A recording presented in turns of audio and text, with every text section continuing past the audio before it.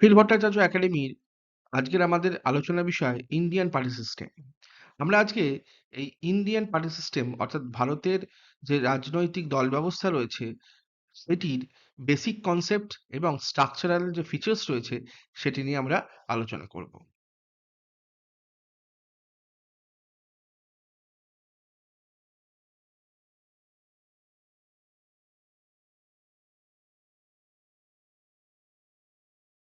Lecture outline. আজকে আমরা Indian party সিস্টেমের যে বিষয়গুলোর উপর নজর রাখবো সেগুলো হলো definition, ideological spectrum, core points and types of Indian political parties.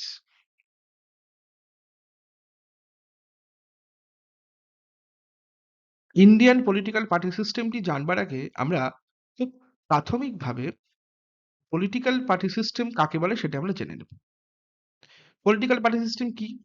Political party system হচ্ছে কোনো প্রাতিষ্ঠানিক রাজনৈতিক ব্যবস্থায় অর্থাৎ প্রত্যেকটি দেশের একটি প্রাতিষ্ঠানিক রাজনৈতিক ব্যবস্থা রয়েছে।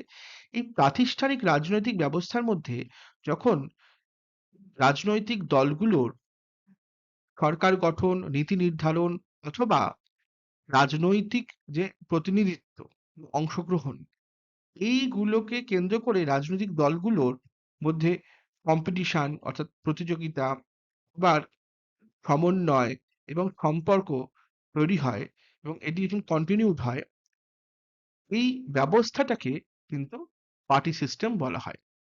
সাধারণত পলিটিক্যাল পার্টি সিস্টেম এই পলিটিক্যাল সিস্টেমের মধ্যে যে পলিটিক্যাল পার্টিগুলোর যে অবস্থান, কার্যকলাপ বা ব্যবস্থা একেই পার্টি সিস্টেম বলা হয়ে থাকে।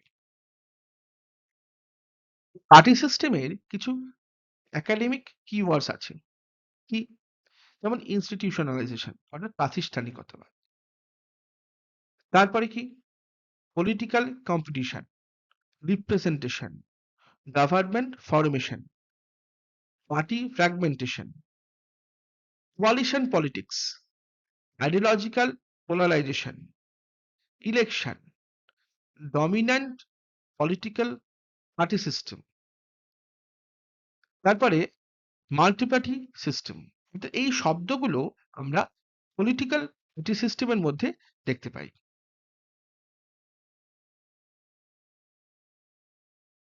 Ideological spectrum of Indian political system. এখানে আমরা ৪ টে ভাগে ভাগ করেছি। Right wing, centre left, left wing এবং রিজিওনাল। রাইট উইং যে পলিটিক্যাল পার্টি যেমন আমরা বিজেপির কথা বলতে পারি, ভারতীয় জনতা পার্টির কথা বলতে পারি। এই পলিটিক্যাল পার্টি কিন্তু ভীষণ কনজারভেটিভ এবং জাতীয়তাবাদী ন্যাশনালিস্ট। এদের কোর ফিচার্স গুলোর মধ্যে রয়েছে কালচারাল ন্যাশনালিজম অর্থাৎ সাংস্কৃতিক জাতীয়তাবাদ। এরা যে দীর্ঘদিন সংস্কৃতি সেটাকে সংরক্ষণ করে এবং এর ভিত্তিতে কিন্তু তারা জাতীয়তাবাদ ধারণা গড়ে তোলে। Emphasise on civilisation, civilisational identity অর্থাৎ এই যে ভারতবর্ষের যে সভ্যতা, ভারতবর্ষের যে দীর্ঘদিনের যে সভ্যতার ইতিহাস, বিভিন্ন প্রথা, বিভিন্ন ধরনের মিথ এইগুলোকে কিন্তু তারা ভীষণ বিবেচনা করে এবং এর ভিত্তিতে ভারতের আইডেন্টিটি তারা তুলে ধরতে পারে। তাই স্ট্রং সেন্ট্রাল লিডারশিপ।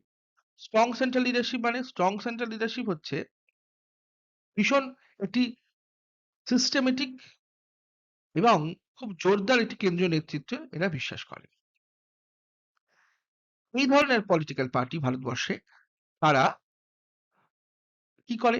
তাদের যে পলিসি সেখানে মার্কেট ওরিয়েন্টেড ইকোনমিক রিফর্ম অর্থাৎ বাজার কেন্দ্রিক অর্থনৈতিক সংস্কার। এছাড়া কি? ন্যাশনাল সিকিউরিটি অর্থাৎ জাতীয় সিকিউরিটির উপর কিন্তু জাতীয় নিরাপত্তার উপর ভীষণ জোর দেয়। গভর্নেন্স এফিসিয়েন্সি অর্থাৎ সরকারের যে এফিসিয়েন্সি গভর্নেন্স এর অর্থাৎ সরকারের যে ব্যবস্থা, সরকারের যে বিভিন্ন সিস্টেম কাজ করে তার এফিসিয়েন্সির উপর তারা জোর দিয়ে থাকে। এবার আমরা দেখবো সেন্ট্রাল লেফট। সেন্ট্রাল লেফট হচ্ছে ইন্ডিয়ান ন্যাশনাল কংগ্রেস। এরা লিবারাল এবং সেকুলার।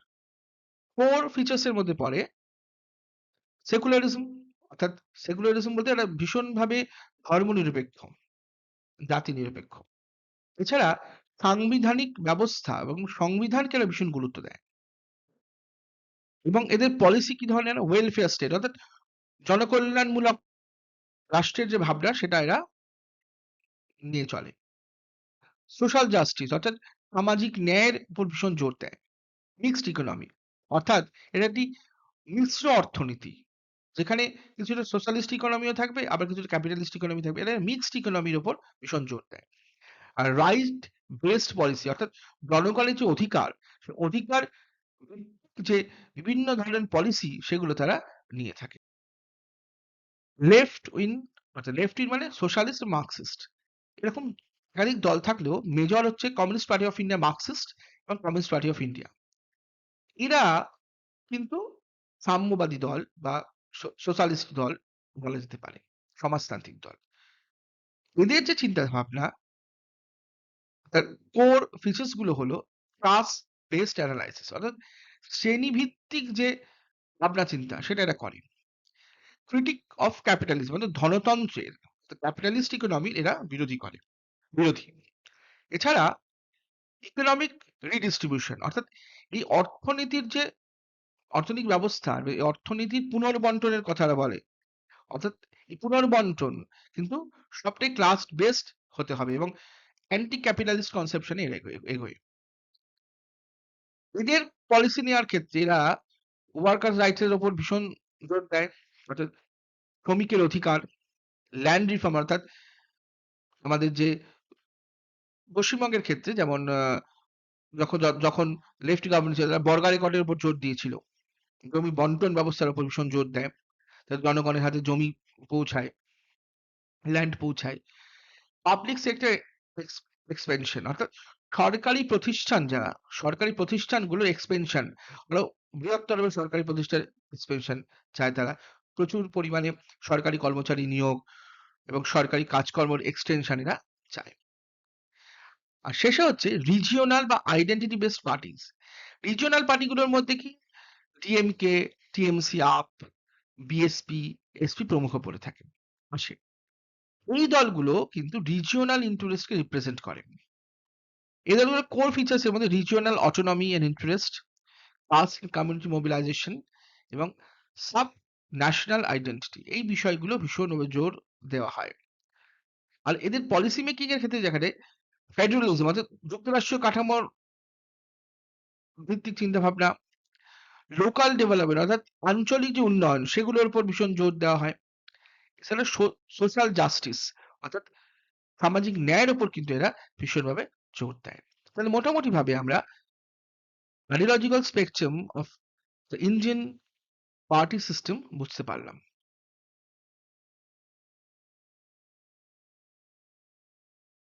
পয়েন্টস এখন আমরা দেখব যে ভারতবর্ষের যে রাজনৈতিক দল ব্যবস্থা তার কোর পয়েন্টস গুলো কি কি।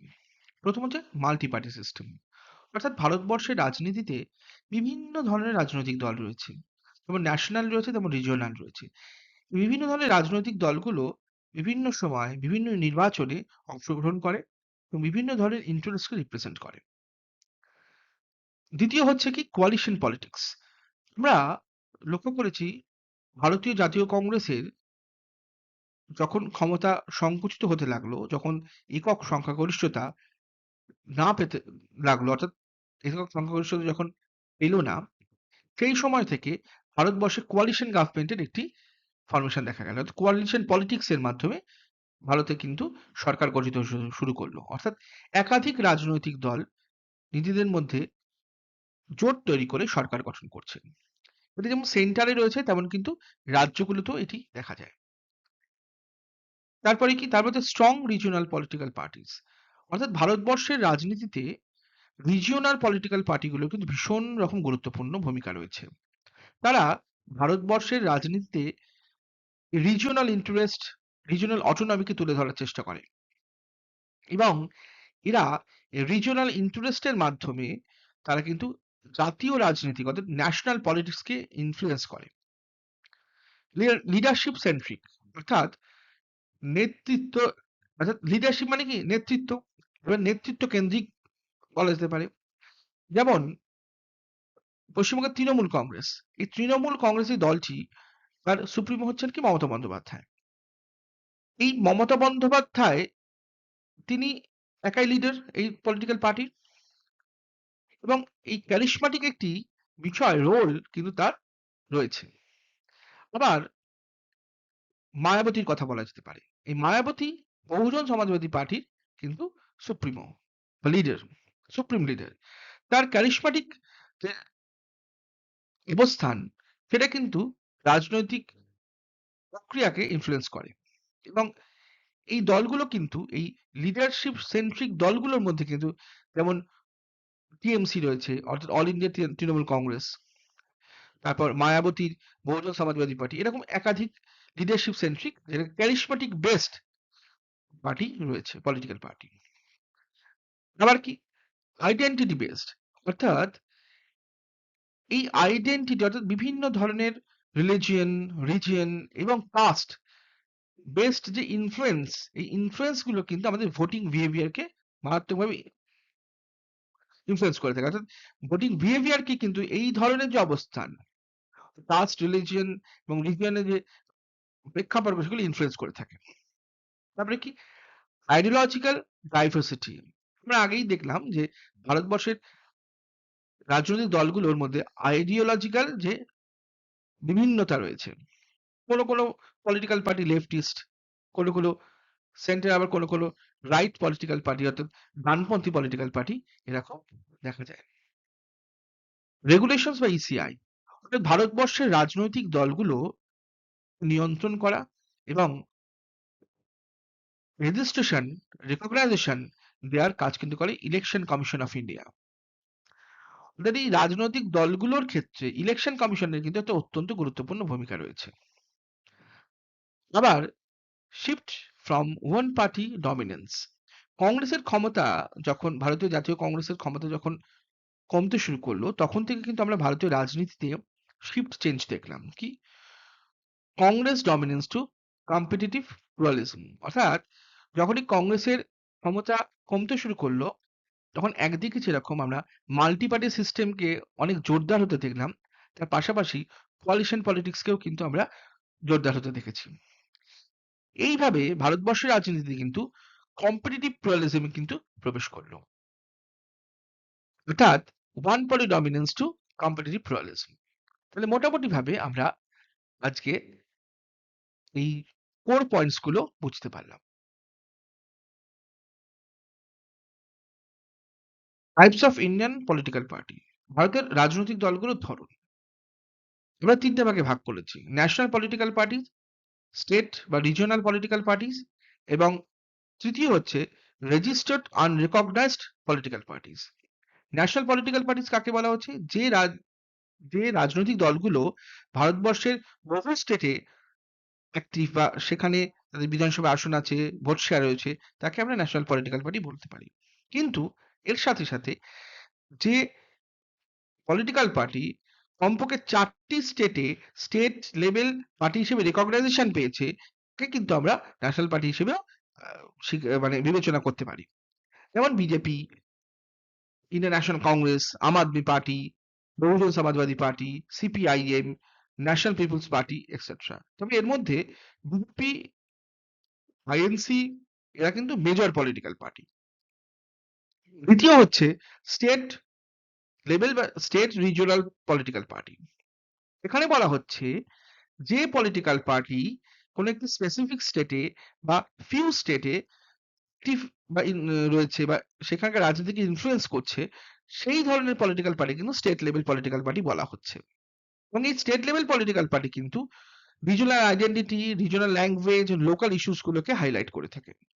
যেমন পশ্চিমবঙ্গের টিএমসি, তামিলনাড়ুর দ্রাবিড় মুন্নেত্রা কাঝাগাম, উত্তরপ্রদেশের সমাজবাদী পার্টি, পাঞ্জাবের শিরোমণি আকালি দল, আবার অন্ধ্রপ্রদেশের তেলুগুদেশম পার্টি। তাহলে মোটামুটি ভাবে আমরা স্টেট লেভেল পলিটিক্যাল পার্টিটা বুঝতে পারলাম।